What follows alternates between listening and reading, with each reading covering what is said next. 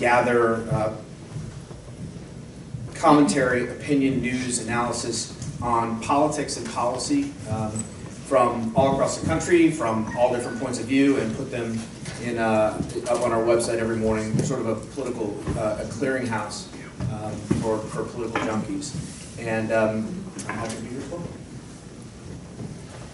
Hi everybody, good afternoon. My name is Amanda Vinicky and I am a correspondent with Chicago Tonight that is on WTTW, good old Channel 11 for those of you who want to harken back to Sesame Street days.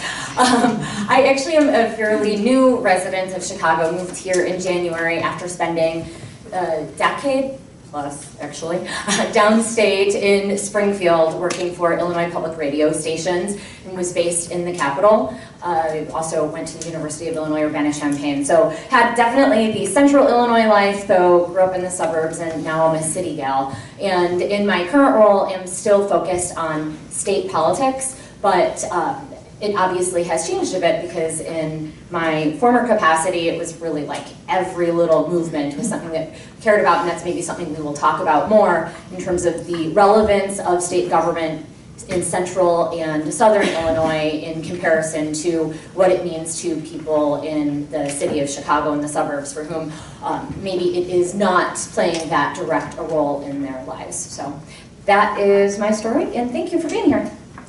Yeah. Hello, I'm Todd Meisch. I'm President and CEO of the Illinois Chamber of Commerce. So again, I also thank you for braving the elements to come see us today. Hopefully we'll have some insights for you.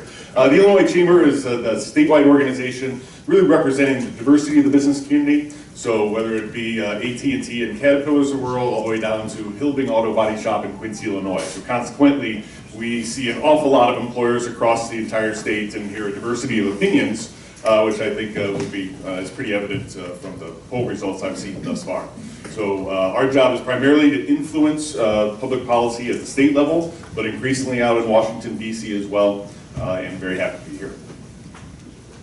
Good afternoon, everyone. I was about to say good morning because I'm still like in the morning time right now. Selena Villanueva, I'm the Civic Engagement Manager at the Illinois Coalition for Immigrant and Refugee Rights, and I think that kind of tells you the communities I work with. But we're really an organization that's about improving the quality of life for immigrant and refugees throughout the state of Illinois and also nationally. And I specifically focus on obviously civic engagement work, voter engagement work, but also voting rights work, and have worked on the past few campaigns to basically improve democracy for all of us here in the state of Illinois, which includes passing the same day election day registration and then also automatic voter registration just recently. And so, yeah, I'm actually really interested in the topic and the conversation and the data being presented today and into the lively conversation we're all about to have. Hi, I'm Carrie Lester. I'm a columnist at the Daily Herald. And for those of you who don't know a lot about the paper, we focus on the Chicago suburbs, kind of watching the population shift out that way. And something different that we do with our paper is compared to the Tribune or the Sun-Times, we zone our editions under the belief that you really care about what's going on in your backyard, whether that is garbage pickup or mayoral overhauls or local politics. So we try to go with this big picture local focus model. I was at the paper for about 7 years, then went down to be a bureau chief for the Associated Press in Springfield, and that was a great education in itself. And I came back to the paper really missing the newspaper vibe, but feeling much more evenly sourced about how the state works as a whole. So this is a really crucial time for the state, and I think seeing where those suburban voters and residents fit into that context is fascinating for me. So thank you. Thank you. Let's have just a quick round of applause for our panelists. Thank you all so much for being here. So now I want to invite up John from the Paul Simon Public Policy Institute to just give us sort of an overview and bird's eye view of their data. Their data runs extremely deep. You would be shocked. It could take you days to read everything that they've done. But it'll give us sort of an overview of what's been happening in state government and what their polling data says. Afterward, we're going to engage the panelists in a response where they're going to tell us, yes, I agree, this is what my sources, contacts tell me, and we'll talk about that. Come on up. And just click on the next. Okay. There you go.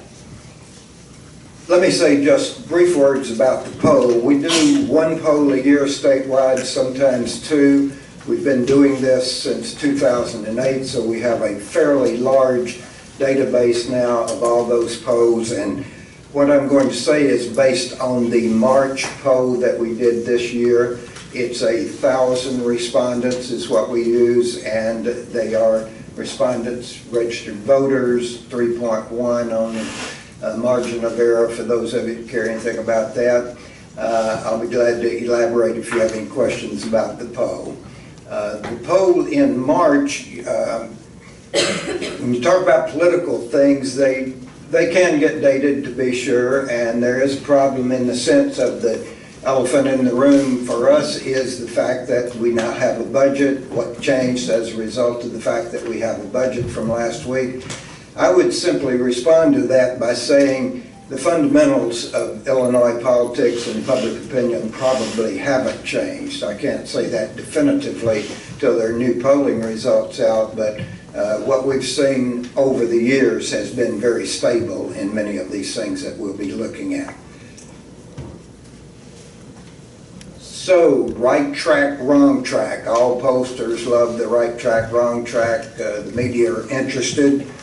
The country, 60% said wrong. I can look here. That's what I should do. I'll get straight here what I'm doing. 60% wrong track, 30% right track, roughly comparable to what you see in the national polls for the nation as a whole.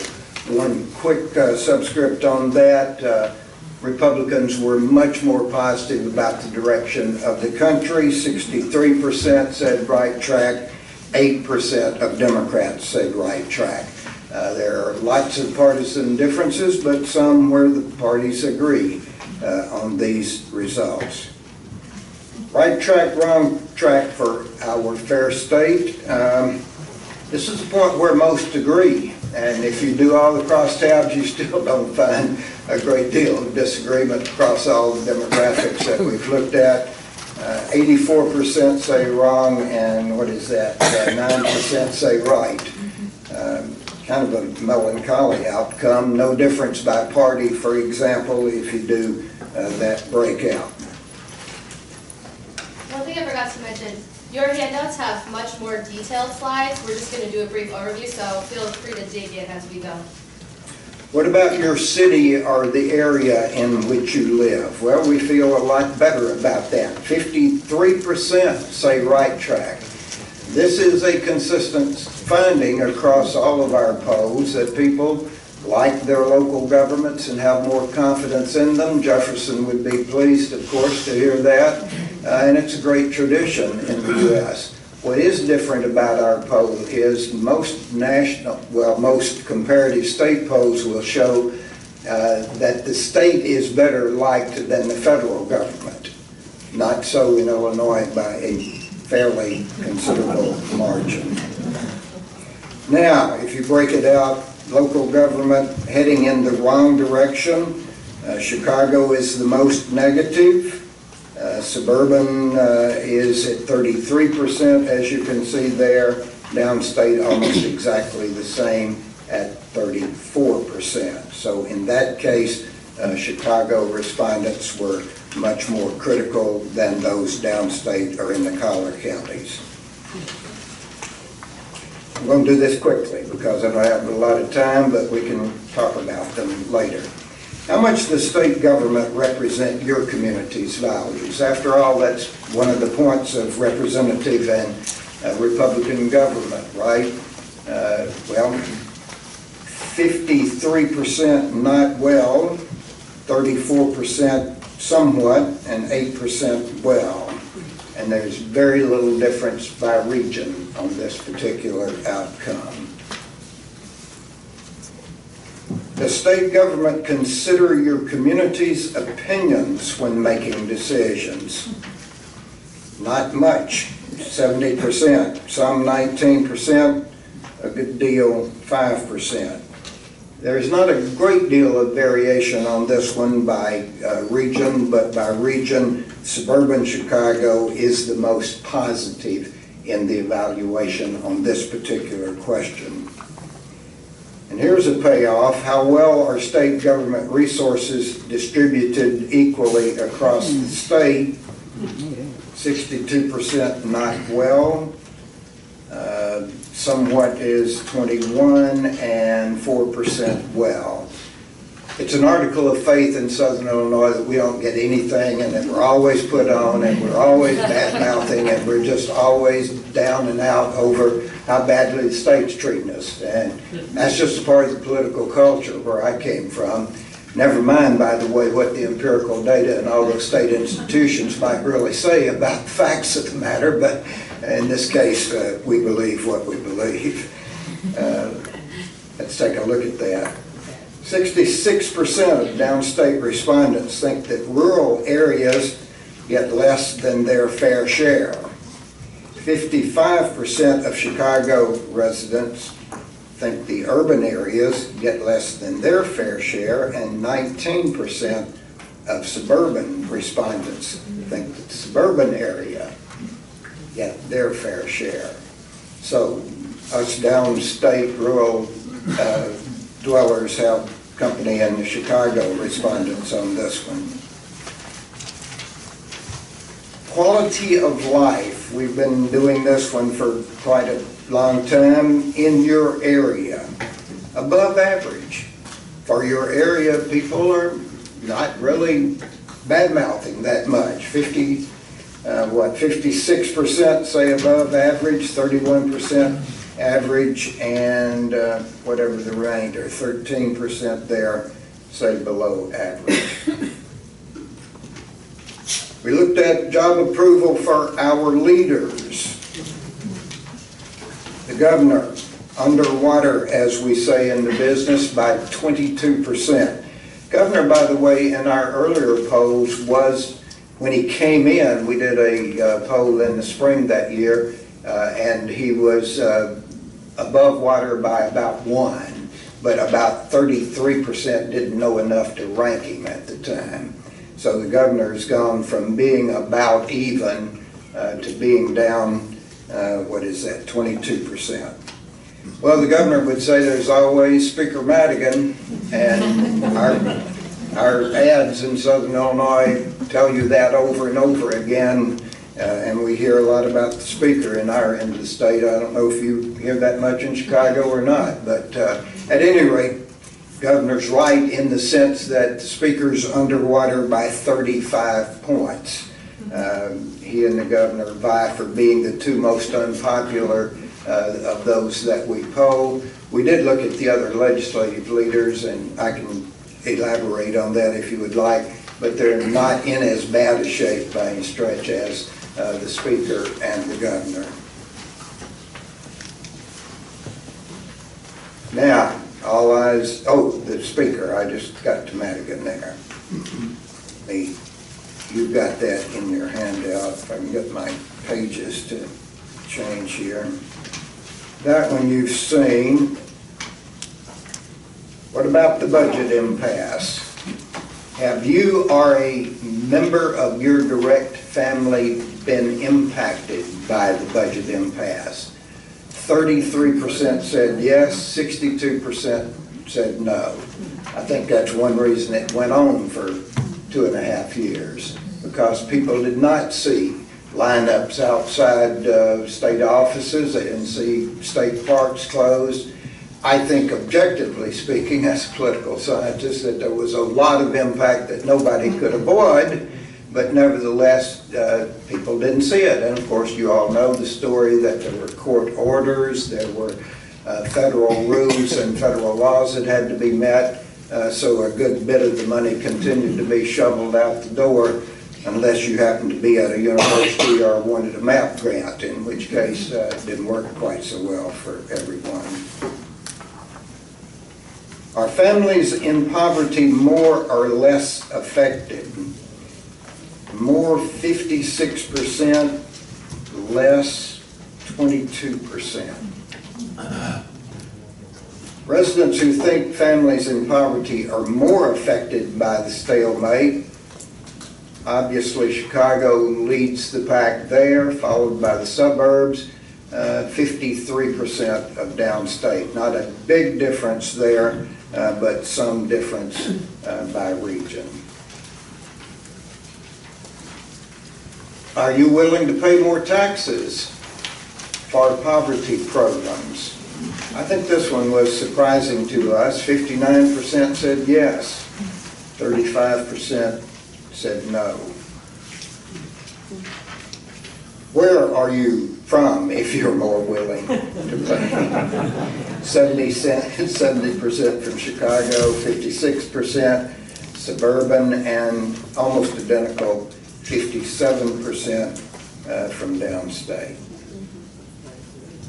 What are we going to do? We've been asking this several years now, and most of you probably know how these results tend to turn out. Those who wanted cuts only to solve the problem were 45%. Those who said that there had been enough cuts, it's time for revenue, they were 11%. And those who wanted both and recognized that was probably going to be the outcome, which turned out to be 35%. I would add a longitudinal note on that. The numbers willing to contemplate revenue increases have grown fairly substantially since we first started asking this question. And now if you put those who said cuts only as opposed to those who said revenue only, lump them in with those who said both cuts in revenue, you get 46% willing to contemplate a tax increase and 45% saying no. And that's, I think, at the point where you empower the legislature to do what they need to do, because you're going to make somebody mad and somebody happy in almost equal numbers. Big partisan difference here. 66% of Republicans said cuts only was the biggest difference there. In region, the budget solution, only cuts 34% in Chicago, 47% in the suburbs, 50% downstate. Those willing to contemplate both, 43% Chicago, 32% in the suburbs, and 33% downstate. There is that in a somewhat different form. So, let me just summarize very quickly. I think what these data plus the stuff that we've done for years indicate is that we are a very polarized state. We have very deep differences by ideology, by party, by race, by where you live, urban, rural. And I think the political leadership all too often capitalize on that. They exploit it. They feed it with their what they put on television, for example, and the major narratives of their campaigns. There's all too little that unite us as a state. I've lived in a number of states before I moved to Illinois, and I think this is the most regionally divided and the state with the least amount of unifying political, cultural symbols of any state I've ever seen. I just think we're deeply divided, and the political leadership feed that division, particularly with the campaigns they run, but even now between the campaigns, every election now, and all the governing phase, it's all about the divisions. I'll quit with it.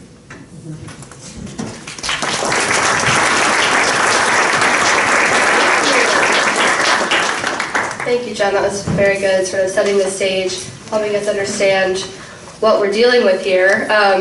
So feel free to follow along in your handouts. I'm going to sort of start from the beginning and go through the major points and let the panelists really discuss. I'm not going to direct questions specifically to any of you, but I do want you to all feel free to chime in, have a conversation with each other as well, so don't be shy. I want to start with the opinion that people have of their government. Is our government on the right track? So 50%, just over 50%, think their local government is on the right track. That goes down to 30% for the country and just 9% for the state of Illinois, which I think is pretty dismal.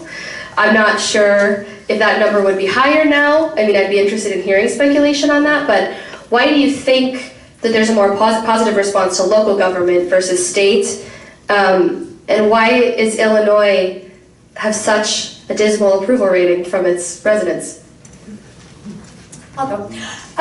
Okay, I think Illinois has such a dismal rating, for starters, because it has been going in a pretty dismal direction. I don't care what side of the political spectrum you are on, you're not supposed to not have a budget in place for 2 years. I mean, unquestionably, that wasn't how it was supposed to go down, shake out. So there's good reason for that. I think that it speaks a lot to what you said. Politicians have been successful by letting that amplify. They want people to be unhappy with the other guy, and so that has continued to truly fester, and it has made people upset, ashamed, angry, disappointed with their state government, something that, as we will, I'm sure, talk about the resolution of the budget impasse, again, regardless of what the state budget needed or not, or what the appropriate solution was, I think that, yeah, people will probably have a hard time swallowing giving more of their money over to politicians that put Illinois through this for the past couple of years. They haven't done much to prove themselves worthy of spending that money in a responsible, diplomatic fashion. And then in terms of why it is, however, that local government is seen in a more positive light, there's the NIMBY acronym, I don't know, the not in my backyard. I think it's a sort of reverse of that, where in a local government where maybe you know the mayor, the city council person, even if they make a decision that you don't particularly care about or like, you maybe see them at the Dairy Queen or at a baseball game. It is far easier to like and accept that, and it's also a greater sense of ownership. That's your community. You're proud of it. You live there. You choose to live there. Versus when you are living in a community, you're not choosing per se to live in Illinois. I mean, you are. It is a choice. But you're not saying, oh wow, I really want to live in Illinois. You're saying, oh, I want to live in Chicago, or I want to live in Oak Brook, or I want to live in Carbondale. And that, I think, is a lot of the reason why you see that disparity and the drastic numbers. I'm sure, Carrie, probably you see a lot of that. I don't know. Yeah, just to piggyback on what Amanda is saying, I do think that in both the suburbs of Chicago, you have these examples of mayors and local leaders who are so prolific. You know, you're running into the mayor at the grocery store, and you are presenting your issue about your garbage pickup or feral cats or all sorts of minor issues to them, and you really have a sense of ownership and impact that things can change. And I think one example of how different it is on a state and local level, this fall the Conservative Illinois Policy Institute put out a sort of pseudo-documentary on Speaker Michael Madigan, and they talked about all these people in the state, this is a bad guy, he's responsible for the downfall of the state, but then they went to the 13th Ward on the south side of Chicago, and all the residents there said, you know, there's no trash on my street, my garbage is picked up on time, he's a nice guy. And so I think that FaceTime and the quality of your day-to-day life is really very important. And I'll add briefly here, the media, I think, has a role in that as well. Not that you don't see any sort of positive stories. There is a movement, it's called solutions journalism, where they're trying to really present not just a problem, but what can be or has been done about it. But oftentimes the headlines are the bad stuff. And I'm not saying that that is wrong by any means. I think that that is, our job as a journalist is to bring in, try and be objective, but also a sense of skepticism as to what went on behind certain decisions. And you've had a lot of bad actors in Illinois that have given reason to those headlines. And just when you look at, you know, the previous governors that have gone to prison. So there is, I think, that is backed up. It's the ads and as well that are proliferating. And of course, we're at a campaign for political reform event right here, but as you're seeing more and more money in politics, the articles that really parse everything out are drowned out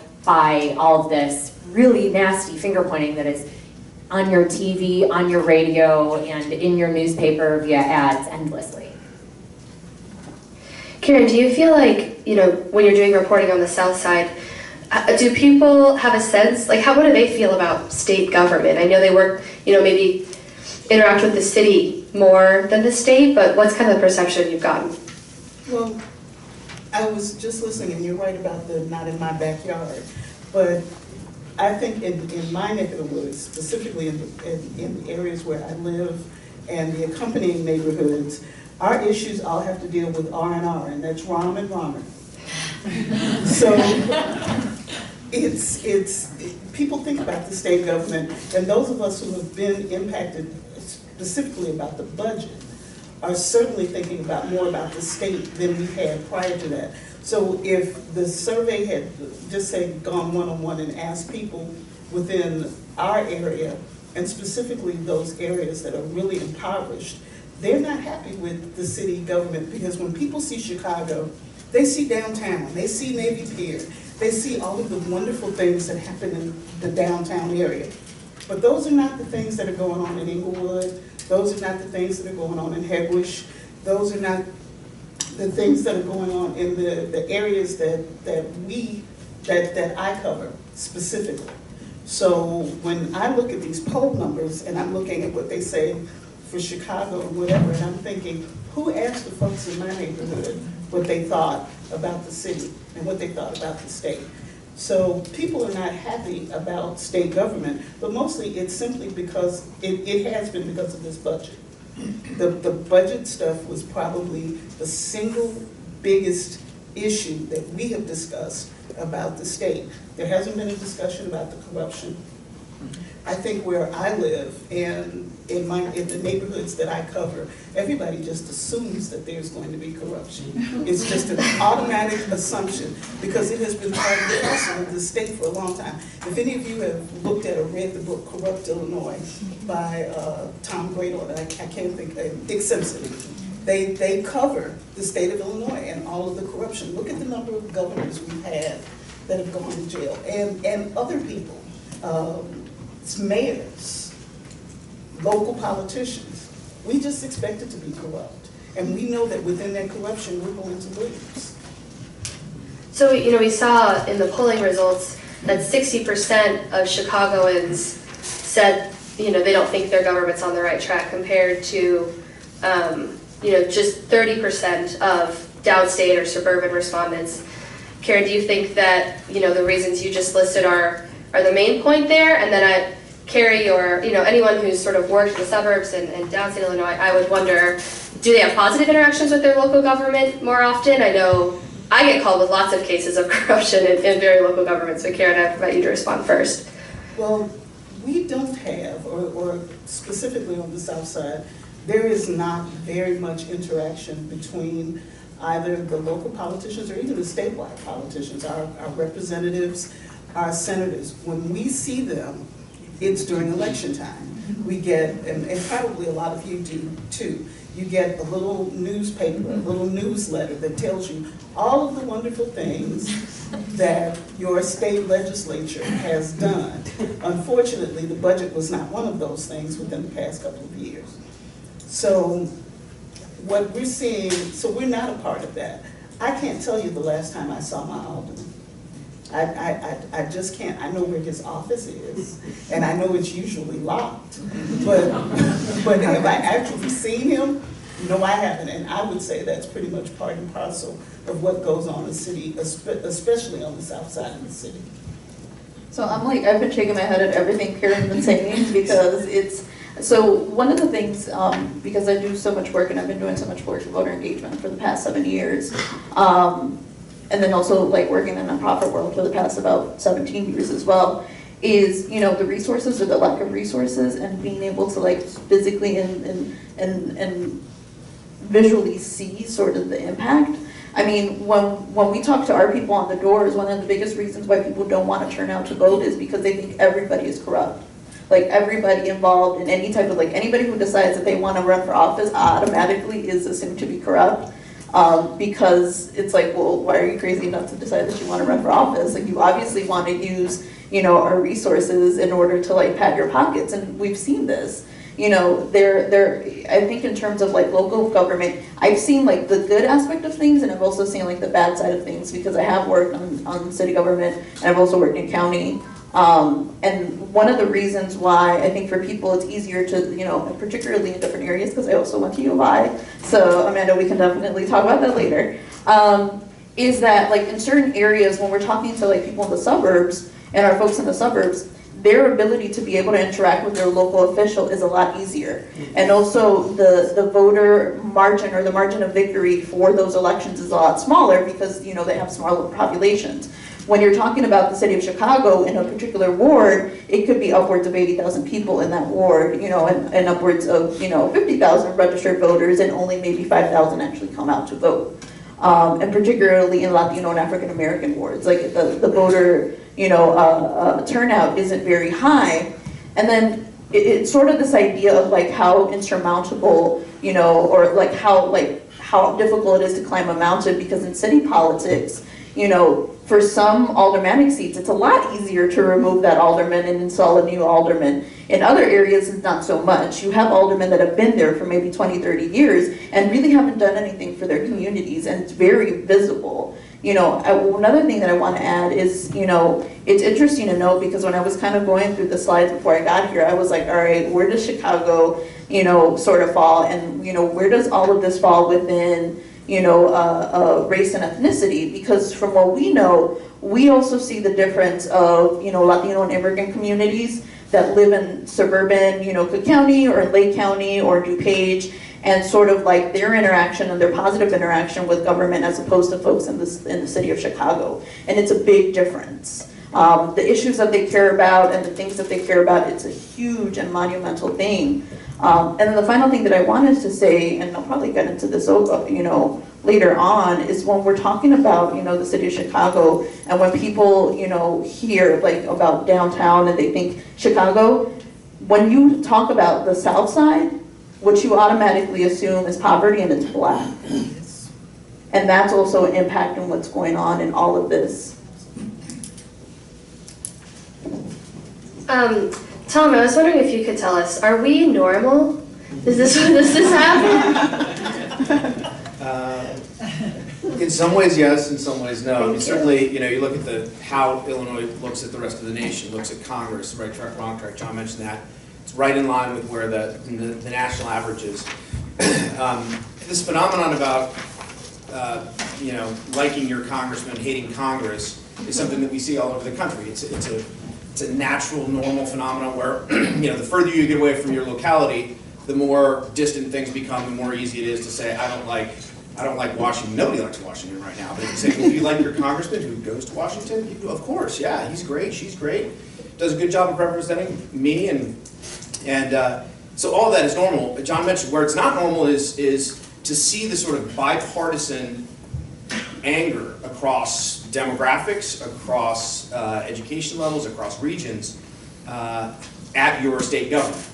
I mean, the only other state, I think, I was trying to dig up some numbers to see if there are any other states that are comparable, and the only one really right now is New Jersey, where only 26% of people in the state of New Jersey think their state is going in the right direction versus 60% is going the other direction. So, but even that is 3 times what we found in this survey. So, in that way, I think Illinois is unique.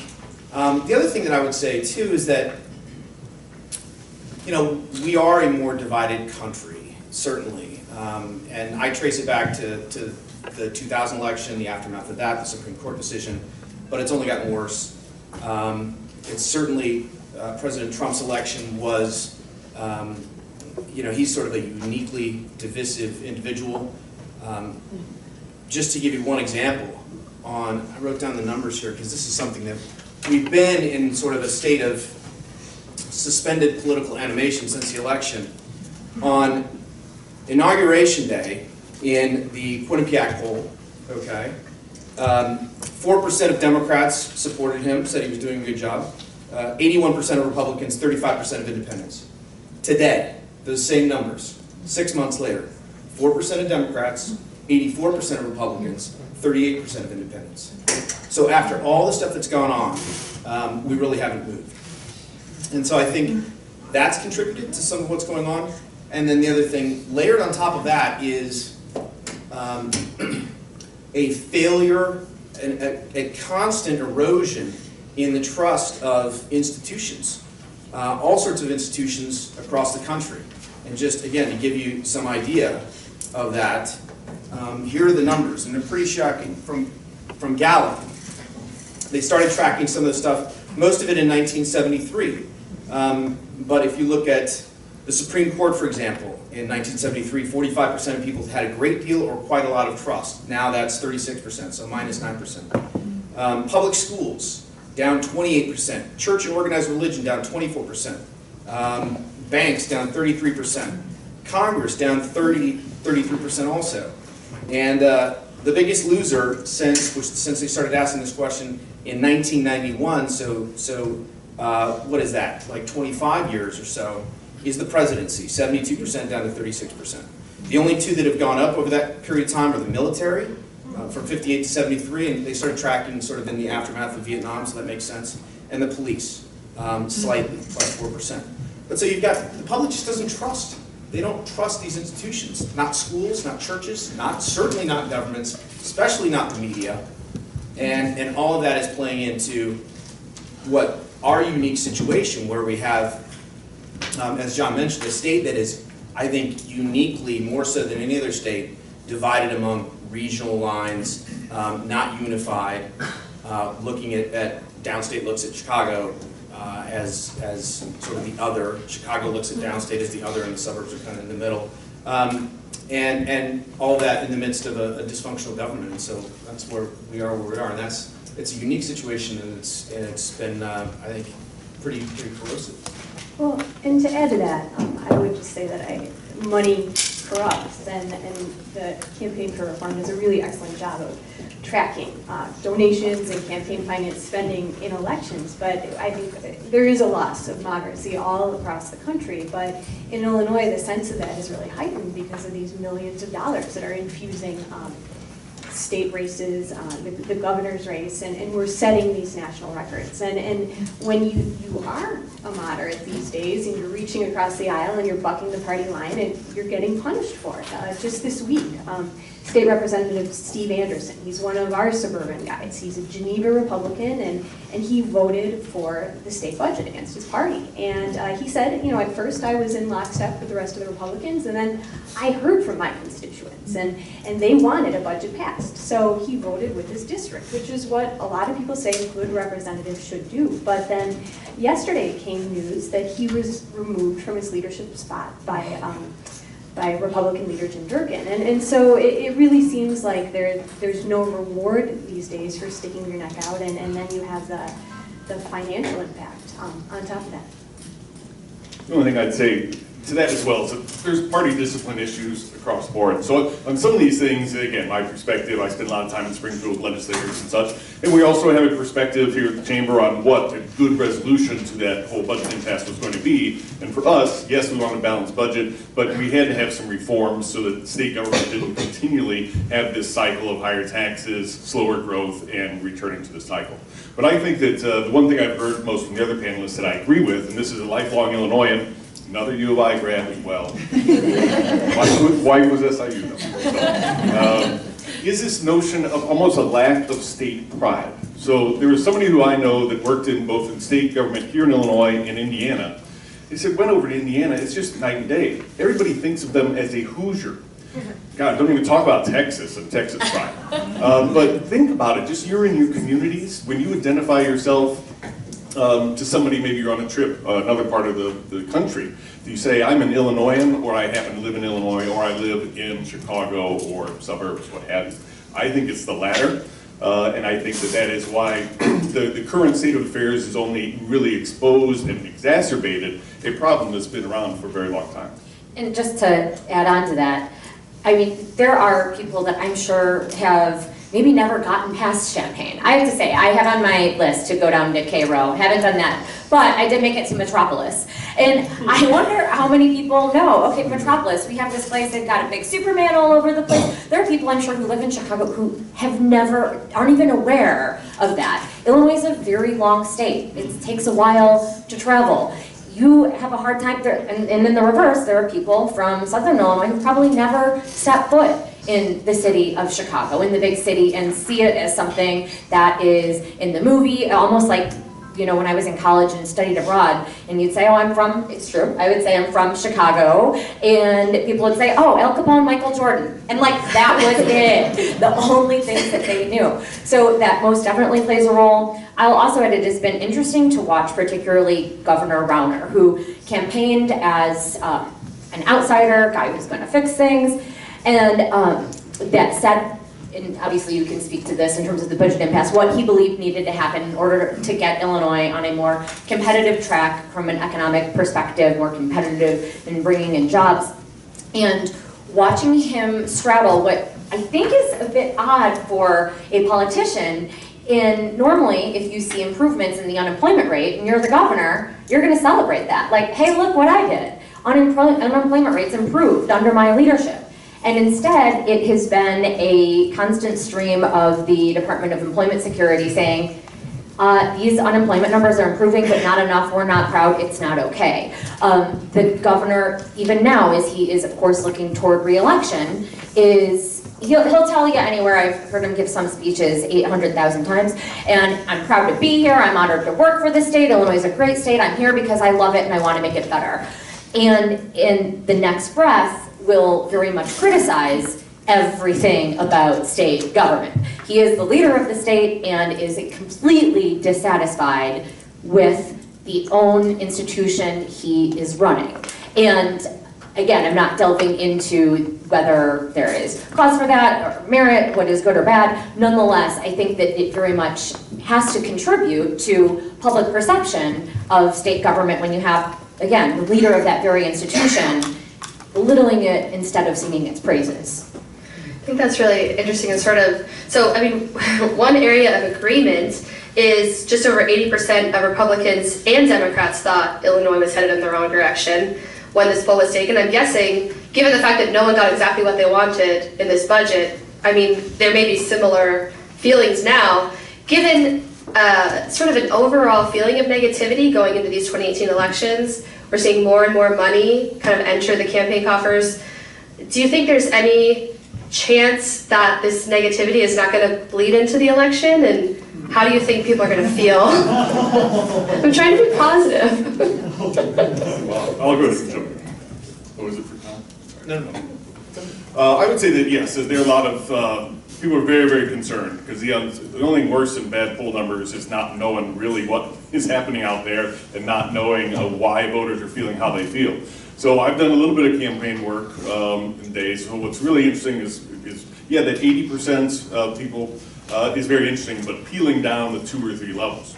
Below that is where the campaigns and the candidates are really going to be operating. So it's not just, you know, you're not satisfied, but why not? Even that goes to, maybe John wants to speak to this afterwards or such, but even with the, when it comes to the budget solutions, if you were to go ahead and phrase, you know, cuts or taxes, what have you, but you were to change, cut public safety spending. Would you like your property taxes increased to help the budget? I know that money doesn't go there, but if you ask the question, you would get different answers. So I think that 80% is very, very, is getting everybody's attention. Everybody's going to be nervous, just like a year and a half ago. But what's really going to be interesting is how we get down 2 or 3 levels and then start to parse out where people are. That's what is going to get an awful lot of attention and an awful lot of people making or breaking their careers, I think, on whether they get those next 2 or 3 questions correct. Yeah, I think so. I mean, part of these elections, we already saw that just over half of people think government doesn't represent their values.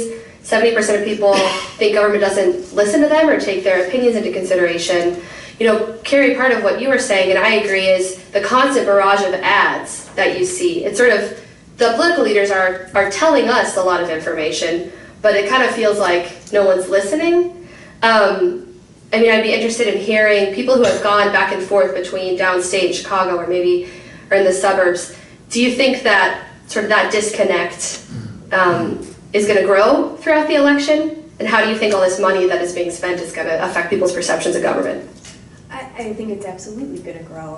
Mark Brown from the Sun-Times wrote a good column either yesterday or the day before of how months ago he tossed out this kind of goofy idea that both Rauner and Madigan could lose because of this long-standing impasse. And now he said, you know, I'm kind of revisiting that point, and I think I might be right. And so, you know, you look back in history and you look back to the Republican wave of 94, 95, that when, you know, Republicans took over state houses across the country, including Illinois. And I think there really is a sentiment of unhappiness on both sides, a sentiment of nobody's listening to us, and I think that could be a force to throw out some long-standing leadership. I think you're right. I think it's what has transpired is absolutely going to affect the elections. When you think about it, I think that part of the reason why the budget was overridden, why we finally got a budget, was because of the elections, because a lot of these people are going to be up for election next year. And the budget is going to be a very important part of the discussion. And I think the other one is the fact of the rating of the state of Illinois becoming junk bond status. I think those were two of the reasons why they went ahead and passed this. Now, I'm looking at statewide elections just for governor, and I'm thinking to myself, and those people that I cover, we have right now the most vocal or the most visible people who are running for election are 3 white millionaires. 3 white male billionaires. And I'm thinking to myself, who among these 3 people are going to best represent what I need within my community, even within the city of Chicago? And we talk about the state being divided, the city is divided. So I'm sitting here, and like I said, those people that I cover on the south side are thinking the same thing. Which of these 3 people who don't live my life, who don't live my existence, who don't live in my neighborhood, who probably fly over it because they certainly haven't driven through it, are trying to, who am I going to support? Who in this race is going to represent me? Can I just? Yeah, I think like Bob was wanted to speak. I mean, I think it's also like, I'm in agreement with everybody because I think it is gonna, you know, come down to not just issues, because everybody talks about issues and how this is important, but it really comes down to listening. I think people are so dissatisfied with government on so many different levels that even their ability to even just listen to someone else tell them what they think they want to hear is going to be a huge factor. Like the biggest factor of this race going into 2018, well, other than the fact that we're already getting political ads like ages ago, is turnout. It's going to be turnout. And because of, you know, everything that's happened, because of, you know, 2016, like the biggest thing is going to be like whether or not people are actually even going to want to listen, because they're so dissatisfied and because they're so disillusioned with government right now, on whether or not their vote even matters. I mean, like the biggest thing that's coming out of like everything is obviously like this Russia thing. You know, like whether my vote even counts in this, or whether Russia's going to come in and hack everything, and basically like it's not going to matter because they already made the decision. So like this is real stuff. People are afraid that they're like, I mean, people coming from my communities were already afraid that their vote didn't matter. But there's a lot more other people out there that really think that there's other outside factors that are going to be contributing to this race. In addition to the disillusionment, there's just it's a bad cycle getting worse. I just want to add sort of one radical idea. These guys up here are a lot more expert at local elections and state elections than I am, but at the sort of federal level, money doesn't matter anymore. It certainly doesn't matter as much. When you look at Georgia's 6th congressional district, $50 million spent there, more than any other race in the history of the United States, more than a lot of governor's races around the country, didn't matter. Okay, look at Scott Walker's recall re-election, $35 million spent in the last 3 weeks of that race. Guess what? In the exit polls, they asked people, when did you decide to vote? They decided a month ahead of time. Those ads had no effect on the outcome, or very marginal effect. Donald Trump, he mowed down the deepest, widest most experienced Republican field, spending no money, literally no money in the primary, and having hundreds of millions of dollars spent against him, went into a general election, did the same thing. He was outspent. So I just keep in mind the idea, yes, there's a lot of money in politics right now, but it matters less than it ever has. People are more tribal, they're more fixed in their ways, and they're also getting, well, We'll have a lively Q&A. I've cited 3 examples. You can cite your examples, but it matters less than it has in the past. And part of that reason is because people are getting their information from their own echo chambers, their own bubbles. They're not paying attention. They're in feedback loops. And so, look, I know there will be a ton of money spent in Illinois in the 2018 election, certainly at the governor's level and probably at the state level as well. But I just think, consider the idea that it doesn't matter as much as it used to. It doesn't seem to stop them from just spending it anyway. If they would listen to me, then I would tell them the same thing. So the only caveat that I would say with that is I think that on like certain levels, yes. But when you're talking about like breaking down on racial lines, it matters a lot. If you're talking about, you know, people coming from like actual communities like Little Village or Pilsen or, you know, like Inglewood, money matters a lot because that isn't where the money is. It isn't like we have billionaires coming out, you know, from everywhere. Like it does make a difference. I think when you're talking about other billionaires and millionaires running for, you know, governor, I think yes, like in the cases that you specified, yes. But I think when you're breaking it down, because I think one of the things, and this has kind of been like the underlying sort of issue that I think within all of our conversations is like, yes, people are getting more tribal. Donald Trump hit on major issues that people in white America were really feeling because there have been a lack of jobs, because coal mining jobs are like no longer in existence and probably never coming back because we're moving into a different era. He also played on racial lines and ethnic lines and immigration and everything else. And I say this because I'm working with, you know, ridiculous amounts of people, regardless of whether they're citizens or not, because I'm a citizen of this country. I was born here, and I'm scared to hell because of the, you know, rhetoric that he's using. But the truth is that I'm also worried about, you know, the folks and friends and loved ones that I have on the south side of Chicago because of the violence. Like, there's some real racial issues and racial tensions that were played upon and preyed upon during that election that are still happening right now, but because of money, you know, it's kind of like falling to the wayside because of all the craziness. You know, it's also the fact that there are no women that are running for office and we're running for governor. You know, we have like, you know, 2 people of color that are also, you know, running for governor, and they probably don't have really good chances of, you know, getting there. And part of that is money. So, I mean, I think, yes, in certain aspects when, you know, push comes to shove, money isn't a factor, but I think in other aspects, particularly when you're talking about people of color and communities of color, it is a major factor. I just go ahead and like to add on to Tom's a little bit, going back to the notion that the money doesn't matter nearly as much, and I think I would concur. Certainly diminishing return, and we are pretty far down on the diminishing return scale here. But I will tell you though, and this is just from, I'll show my perspective, what I've seen in this world a little bit, is that the money coming into these races is increasingly from outside groups. I think we all know that. Less and less from the campaign themselves. But I will tell you that those outside groups, they are not spending the money to win the race. They are spending to make the donors happy.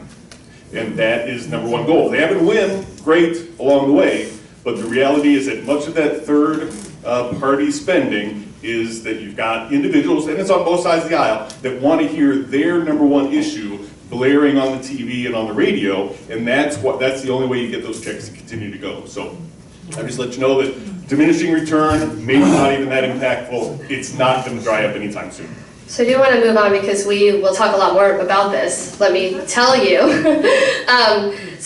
You talk about all the money in politics, but you know, there's so much less money available for the things that people really want, like their resources they get from their government, the things they feel they need. So, you know, some of the polling was done on who gets the fair share of government resources. 66% of downstate residents believe that rural areas get less than their fair share. That was definitely the highest sort of sense of dissatisfaction. I'm wondering if anyone has a thought on what are the main feelings of people who may have responded to that question, and what do you think they're missing? Well, I think a lot of it is quality of life and how much those state dollars impact that quality of life.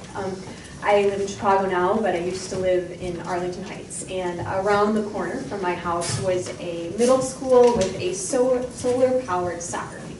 That was paid for by property taxes. And while the baseline for how much the state should spend on each student, how much should be spent on each student is about $6,500, $7,000.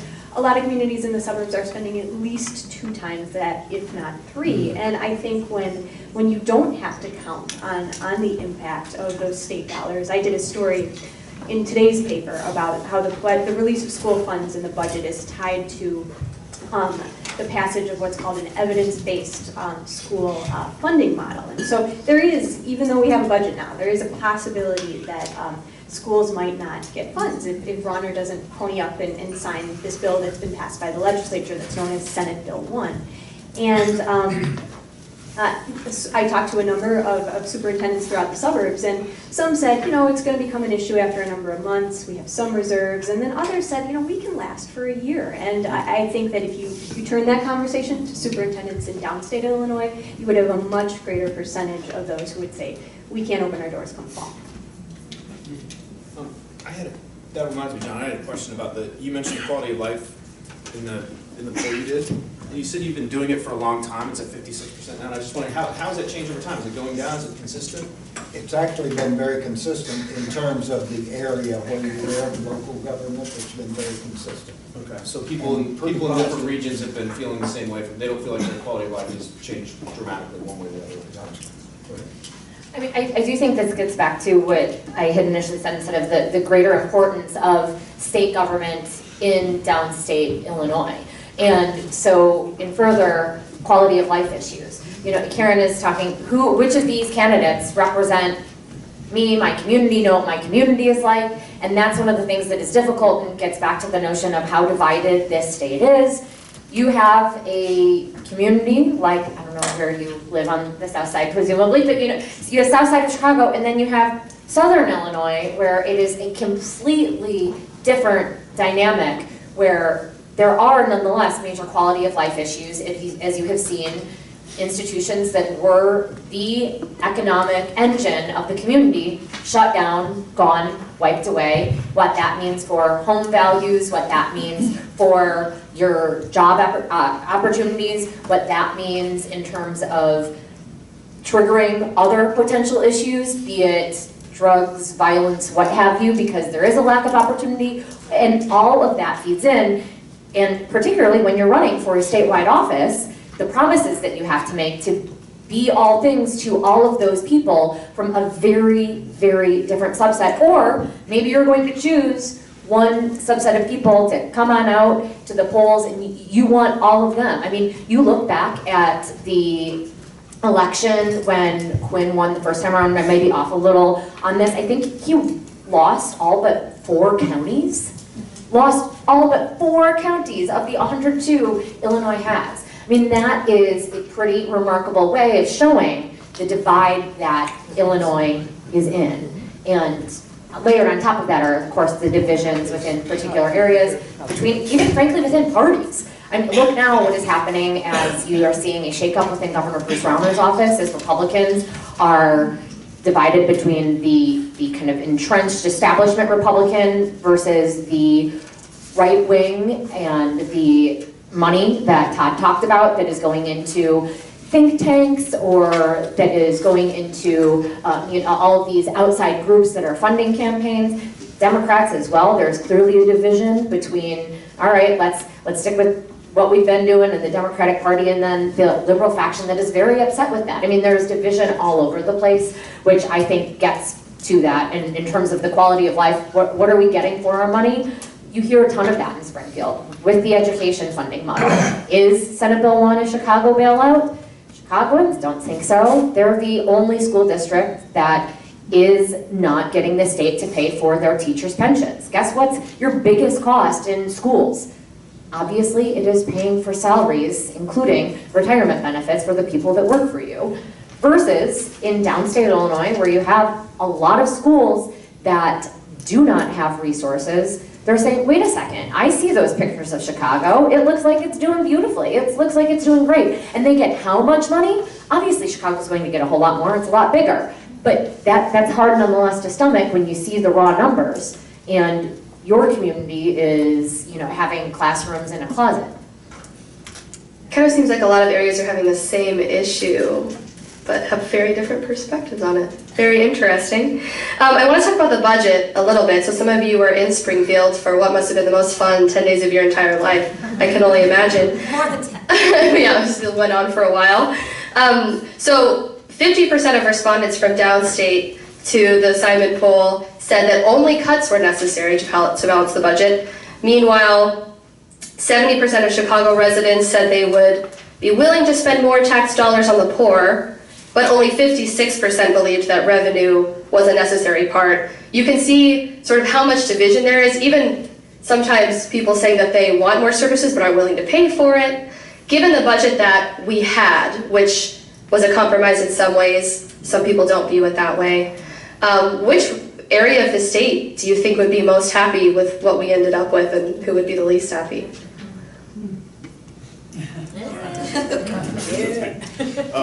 I don't know that it's regionally. I think that you know, downstate, if you're in Bloomington, Normal, you're Charleston, Illinois, with those universities, this was very, very important, and that's actually Charleston is one of the sole senator that voted for the revenue represents Eastern Illinois because they were really concerned it was going to shut down. So I'm not sure it's.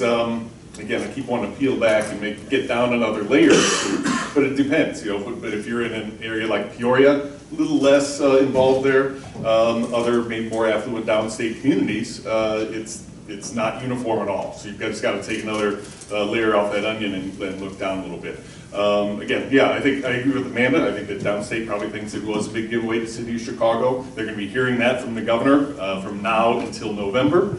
And I do think that he is going to veto that bill. So we get to spend more time down in Springfield. So look forward to seeing you guys down there. Because you got, yeah, that's right. The school funding, the overall budget doesn't go into effect if he vetoes Senate Bill 1. I think he's going to certainly veto Senate Bill 1, so we get to have another one. So I'll resist on that one, the regionalization, because I do think it's more complicated than that.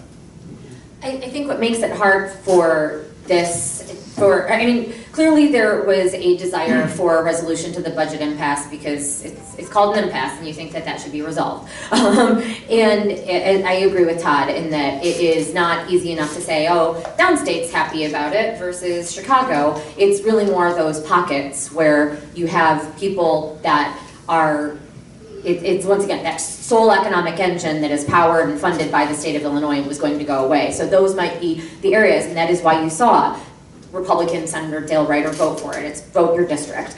But beyond that, where it gets complicated, I think, is that even maybe if you were to have an area that was pleased about it, when you talk to individual people that say, I met a guy actually on the L on the way here that said, yeah, hey, I'm happy to pay more taxes. If I want services, I know they have to be paid for. So, okay, I'll do that.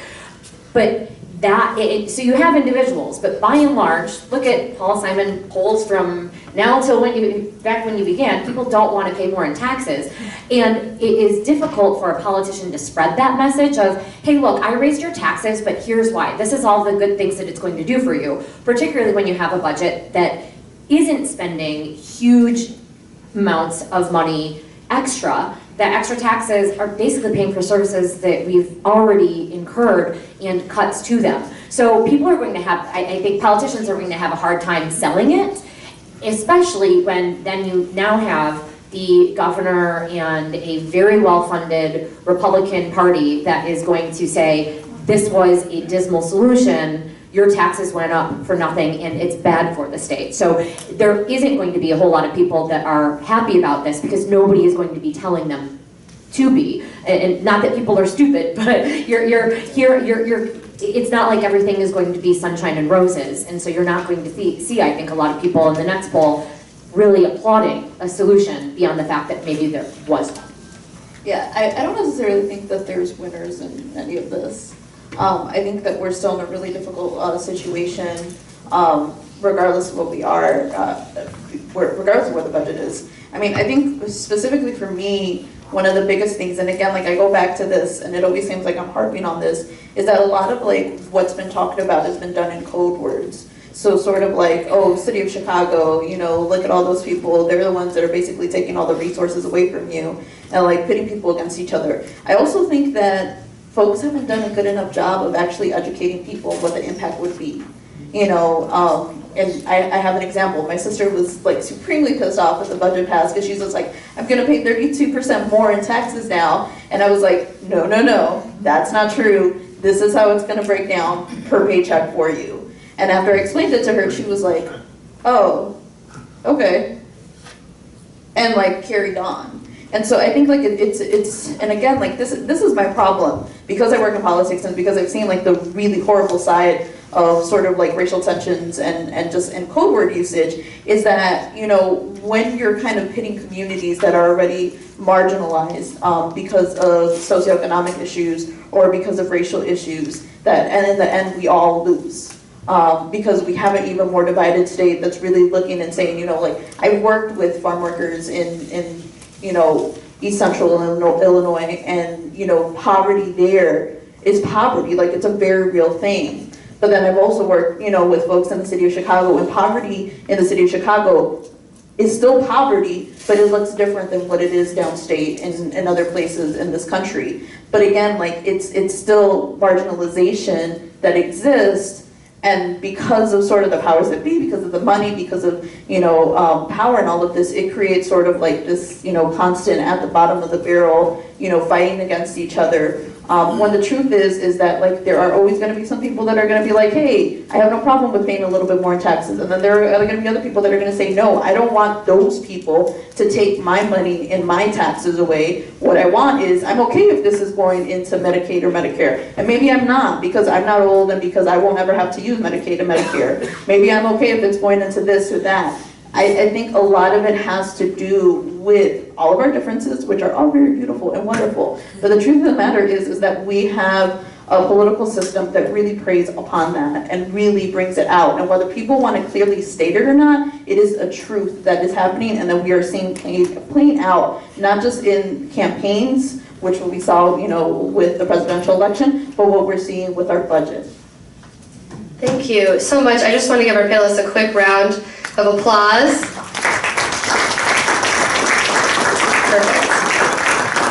Ben, our wonderful intern, is going to bring around a mic. If you can raise your hand. You were first. Okay, we'll get back there. Afternoon. Thank you everyone for coming out today. Question in regards to John. How representative of the numbers you provided today are consistent with the underlying community? That is, the demographics of the people that provide you the feedback, even the voters underneath them represent the community that they're coming from. That, of course, is the question about sampling. Our samples have been very good. There are limited ways in which you can test that, and if you test against the aggregate data, it comes out as it should. If you test them against predicting behavior, as of course what you do right before elections, we got all of those outcomes correctly. We didn't get the percentages correctly, but we got Clinton versus Trump correctly. We got in the state, and we got all of the others that we checked on. So it actually works pretty well, but it's also very hard to verify exactly all the dimensions. We think they're good samples.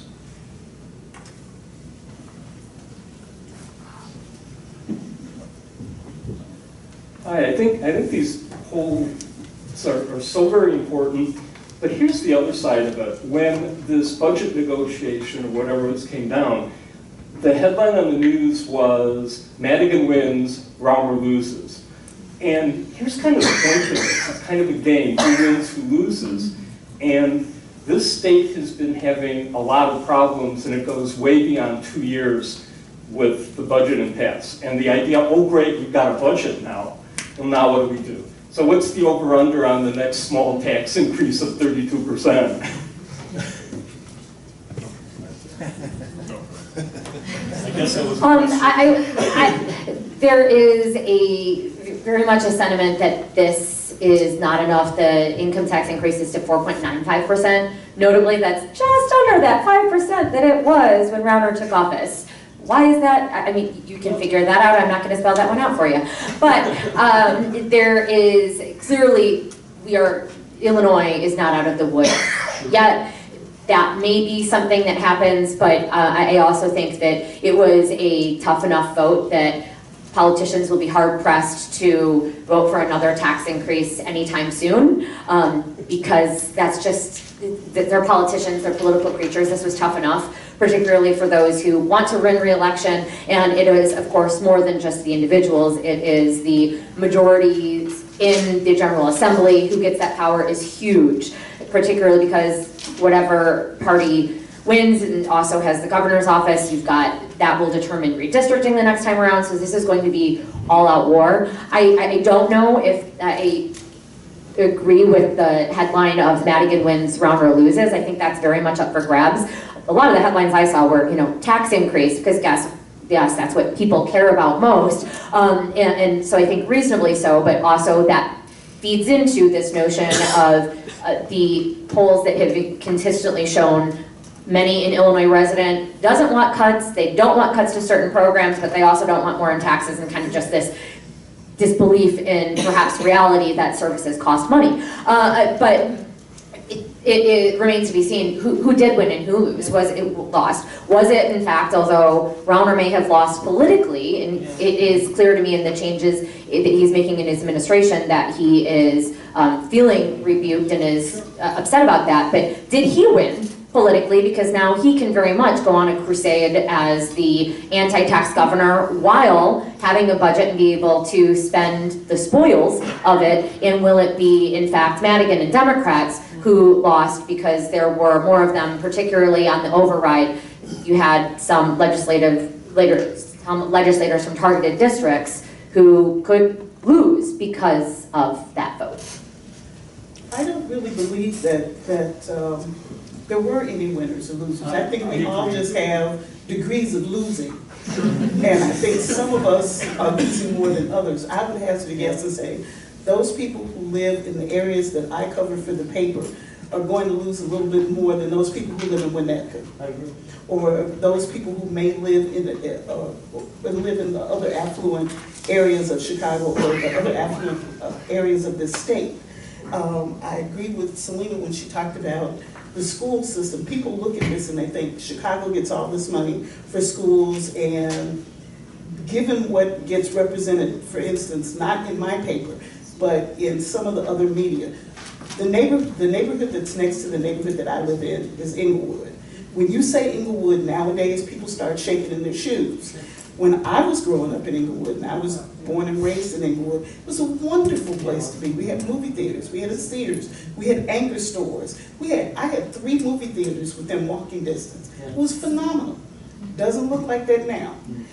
And so I'm looking at the people that in the areas where I cover, and that includes like Little Midge and Pilsen and Headwish and Morgan Park and all the rest of stuff. So to one side of me is one of the poorest neighborhoods in the city, and also looking at city data, my neighborhood is also, which is Auburn Gresham. But just south of me are 2 of the richest neighborhoods in this city, which are Morgan Park and Beverly. So their idea of what losing is and what my idea of losing is totally different. But as somebody who was directly, when they asked the question about being directly affected by the budget, I was directly affected by them not passing the budget. And so all I kept thinking was, we're all losing, but maybe I will get some of my money back. Sure. Especially when it came to MAP grants. But I'm looking at the fact that with a child in a university, and all of those other people who have children in universities, not just in Chicago, but downstate, and the fact that we tell our children, get a good education, get a good job, and live your life. And then you look at the number of kids that had to drop out of school because they didn't get their MAP grants. So we didn't win. We didn't win. Nobody won. Not Madigan, not Rauner, not anybody. And certainly not the constituents of the state of Illinois. Yeah, I have a specific example, because we, like, our organization was directly impacted because of the state budget situation where we lost, like, a good portion of our staff back in 2015. I have a friend a colleague who was working with us in 2015 and was laid off because of the budget impasse, because there was literally no money to pay for his position. Moved into another nonprofit organization in Aurora because he was based out of Aurora. Was laid off again because of the budget situation. Got rehired because of the stopgap. And is now being laid off a third time, and was told this on his birthday, which was, I think, like about a couple of days before the end of the fiscal year. So 3 times over has been laid off from his job at a nonprofit organization, working with young people, working with, communities in need because of the budget situation. I mean, one of the biggest things, and I try to get people to understand this, is that when we're talking about, programs, and we're talking about like the resources that are going into, communities, even when we're talking about schools, like, we're not just talking about like, the people that are going to be padding their pockets and making themselves richer. Like, these are families, like, these are people that will be losing money to be able to pay their mortgage, to pay their rent, to pay, their bills in order to put food on the table. Like, these are children that are going to be losing because of the, losing out because their teachers might not have additional resources to pay for toilet paper for them to go to the bathroom. Like, I think sometimes it's because it gets so heady and these conversations kind of get to the point where it's like, it's the other side to this side. Like, none of us were winners. Nobody was winners. But there are some people that, at least tonight, might be a little bit more secure with the fact that they're not going to be kicked out in the streets. One more. Red shirt. Sorry, he's first. Here is When you were speaking about the lack of economic choices in downstate Illinois, I was thinking about how companies like ADM and Caterpillar have basically been throwing huge subsidies to leave downstate Illinois and come up to Chicago. I'm sure that does not help those people's perception of the city. Is there anything we can do as a state to work together to, go after other states' businesses? I mean, instead of going after Deere and Moline, is there a way to go after Harley-Davidson or Monsanto and bring them to Illinois?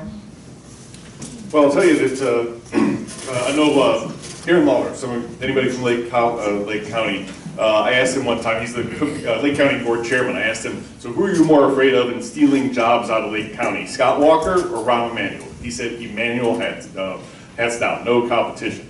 So I will tell you that a lot of that is happening because there's, within competition. Everybody decries it. Every politician says, we shouldn't be raiding each other's communities, but they all show up at the press conference to announce the new headquarters. So there's just not a whole lot of consistency there. I will tell you that we do have an ongoing program, and Jack can probably talk to you about that a little bit, sitting right next to you. And we do go after and recruit other states' businesses. I think we're very unique. We've got a new economic development model a lot of states moving to. I've got high hopes for. I do know that the governor has definitely makes it a personal priority for him to go. So I think that a lot of us are not comfortable with that whole kind of economic espionage, if you will, or trying to steal everybody else's. But I'm just going to tell you, you're not going to change it. It's the first state that says we're not going to go after anybody else's jobs. It's going to have every governor in there ready to poach. So it's not great policy, but it is just economic reality. Jobs and capital can flow for a lot of very good reasons, and overall, it makes a lot of sense. We got 1,000 jobs from Missouri and Amazon over across the river because we were engaged and active. So the thing that really puts us at a disadvantage is the budget problem, and I certainly agree with the human cost of that budget impasse, but I would come back, Chamber's perspective is that all you've done now is buy a little bit of time before we go through this all again. If you can't get the growth of the economy to match up with the growth of state spending and state resources, it's just going to be a death spiral. So that's why we need some things that will allow more jobs to be created here, more business investment. The only thing I would say that there was one question we didn't get to, which is where is there commonality? Does everybody agree? I think everybody agrees that Illinois doesn't have enough good jobs and economic opportunity. So that's what I think I would close with, is if we all agree on that, how do we go ahead and achieve that? I want to thank you all so much for coming. I think what I'm hearing from you, a lot of you, is when politics and partisanship become sort of the norm and drive the decisions of our elected leaders, there's a lot less room for us all to agree. There's a lot less room to take people's opinions into consideration, and I think in Illinois we are headed down a difficult path with an election coming up. But I do appreciate you all being here. We're going to keep talking about this, so I hope we'll see you at our next event. Be sure to fill out your evaluation form. You can drop it off up here or at the registration table on your way out. Thank you so much.